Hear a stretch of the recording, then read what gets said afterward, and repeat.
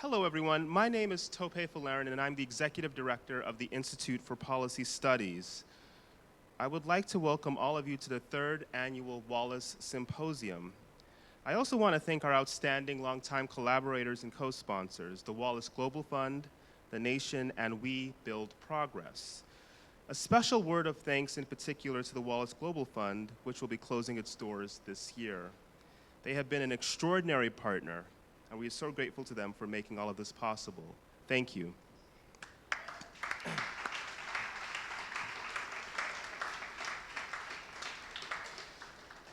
About 2.5 weeks ago, this country turned 250 years old. There were fireworks over the National Mall, not far from here. There were speeches and songs and proclamations. At the same time, in cities across this country, armored vehicles roamed on residential streets, families kept their children home, and many of our neighbors wondered whether it was safe to go to work. One birthday experienced in two profoundly different ways, because 250 years into this experiment in democracy, we are still contending with the same questions that have hounded us since the beginning. Though much has changed since enslaved Africans were brought to these shores and forced to create wealth they could never claim, and since those early unsettled days of the Revolutionary War, too much has unfortunately remained the same. I have long believed that every single domestic policy battle we have can be reduced to one question: who gets to be an American? In my view, our foreign policy too can be reduced to one question: who gets to be a human being? I believe it's helpful to think about policy and politics in these terms because it makes the stakes clear. Every policy conversation about SNAP or Medicaid, about tax increases and tax deductions, about war abroad and peace at home is actually about who deserves the benefits and privileges of living in this country and who does not. Who deserves to be protected and who must die in order to preserve the lives of others. Henry Wallace understood this. In May of 1942, just months after Pearl Harbor, Vice President Wallace stood before the Free World Association in the Grand Ballroom of the Commodore Hotel in New York and addressed representatives of 33 nations. The year before, Life magazine publisher Henry Wallace had famously called on the United States to make the 20th century an American century, to assume global leadership and shape the emerging world through American power and American ideals. But on that particular night, Wallace offered a different answer. Some have spoken of the American century, he said. I say that the century on which we are entering, the century which will come out of this war, can be and must be the century of the common man. And then, in the middle of a war against a regime built on racial supremacy, he said something remarkable, something that still startles when you read it today. He said there can be no privileged peoples. We ourselves in the United States are no more a master race than the Nazis. Wallace refused to let a privileged few decide who counted as American or whose humanity the powerful could recognize or deny. The common man he championed was not the common American, he was the common human being in India and China and Africa as much as in Iowa. Wallace believed that a country is at its best when it affirms the full belonging of every American and the full humanity of every person. Inspired by his words, we will spend this afternoon offering several complementary visions of the kind of country and world we must build to protect and advance the interests of the common human being. In just a moment, my colleague Sarah Anderson will tell you more about the new report that IPS is releasing this afternoon called Forging a Democracy That Works for All. In it, my colleagues and I lay out a concrete agenda for countering the three great concentrations of power that stand between us and the world we deserve: the power of billionaires, the power of corporations, and the power of the Pentagon. After that, we will hear from the Wallace family, who have carried this legacy forward with such grace and generosity, and from John Nichols on how Wallace speaks to our moment. We will also hear from organizers who are doing the work that Wallace called for, defeating fascism and deepening democracy in Indiana, in this city, and across the country. And we'll also hear from leaders across the labor and economic justice movements about how we can work together to advance an agenda for all. My colleague Bella Devan will spotlight our new Gilded Giving report on billionaire philanthropy, and this evening I will sit with Congressman Jamie Raskin and Silma Arias of People's Action to talk about the road ahead. Before we go any further, I want to recognize the people in this room who give me the most confidence and hope about that road, our Wallace Fellows. They are a group of college students and graduates who have spent the past few weeks with us, funded by the generosity of the Wallace Global Fund. They have spent that time doing exactly what Wallace asked of his generation, refusing to accept that a privileged few should decide who counts. Fellows, would you please stand so we can recognize and thank you?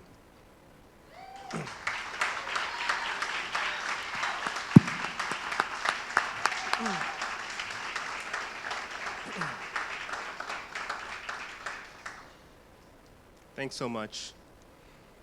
And then tomorrow, and in the days, weeks, months, and years to come, the road ahead will gain new travelers. In courthouses and civic halls and recreation centers across the country, many immigrants will rise, raise their right hands, and recite the oath of allegiance. In that moment, they will become American citizens, and they will say the Pledge of Allegiance for the first time as Americans. That is one of the great promises of this country, that a person can arrive from another part of the world and, through citizenship, take up the work of making this country their own. One of the proudest moments of my life was when my father asked me to help him prepare for his own citizenship exam. I was in second grade, and I could not have been happier. I taught him what I knew. I just learned the Pledge of Allegiance, and I knew the preamble to the US Constitution. Even now, as I speak with you today, I can still hear him repeating the opening words after me. We, the people of the United States, in order to form a more perfect union. Every generation inherits the work of forming a more perfect union. Today, that work is ours. And now it's my great pleasure to turn things over to Sarah Anderson, who will walk us through the agenda we are offering the country today. After Sarah, we'll hear from Scott Wallace and Scott Fitzmaurice, both from the Wallace Global Fund, and then from John Nichols, the executive editor of The Nation magazine. Thank you so much.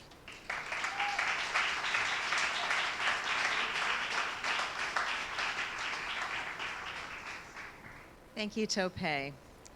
So we think we've got it pretty bad these days, right? But when you think about what Henry Wallace's generation went through, a Great Depression and a World War, you realize that we're not the first ones to deal with multiple crises, right? And in the face of all of that, Wallace didn't just wax nostalgic and, want to go back to the good old days. Instead, he really rankled the establishment and charted a new course for the US and the world that rejected racism, plutocracy, and militarism. And so in that spirit, we sat down at IPS to develop this vision document. If you're watching the live stream, you can find it. It's the top link on our homepage right now on the Institute for Policy Studies site. And, like Wallace, we're internationalists. We're working to build a world in which every human being can thrive with universal rights to all the basics you need for a decent life on a healthy and peaceful planet. We see the main impediments to this vision as the billionaires, the unaccountable corporations, and the Pentagon. These three forces are undermining democracy in the United States and around the world, and it's going to take strong social movements, in addition to principled political leaders, to confront them. And so IPS uses our research, our policy analysis, our communications capacity to link with and build these social movements that are taking on these forces. We list in this document a whole lot of ideas that we've developed with our allies, but I thought I would flag just three that, frankly, we're kind of zealots, actually.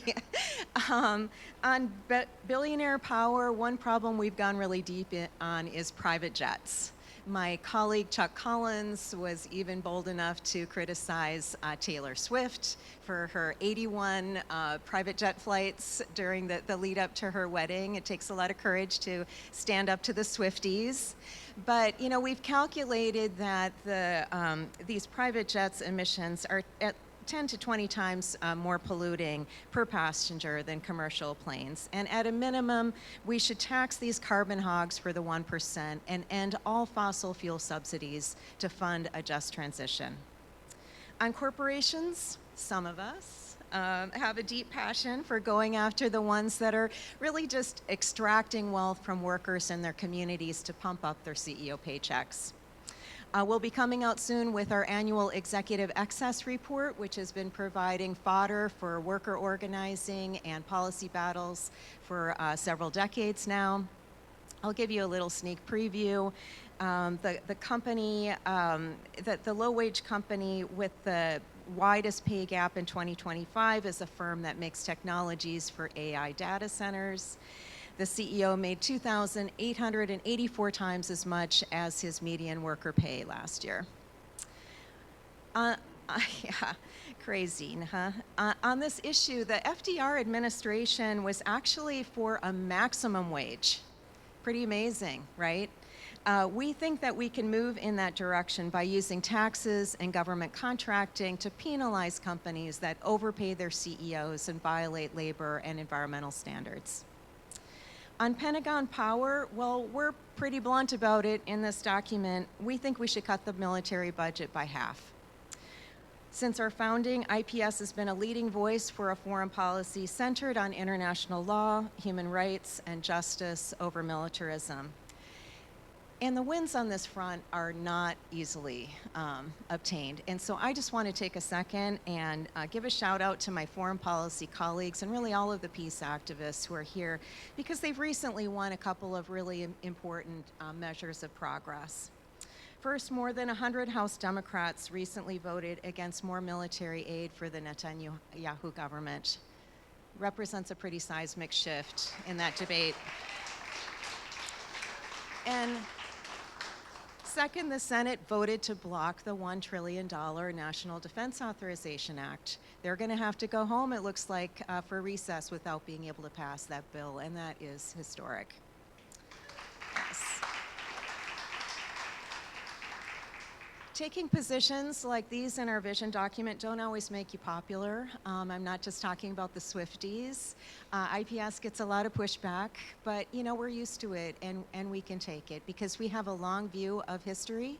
And we know that when Marcus Raskin and Dick Barnett created this organization in 1963, they were standing on big shoulders. The New Dealers before them, like the New Dealers before them, they took on the oppressive forces of their day by offering inspiring alternative ideas and a strong backbone to defend economic and political democracy. And we hope you'll find some inspiration today in the discussions to come. Thank you.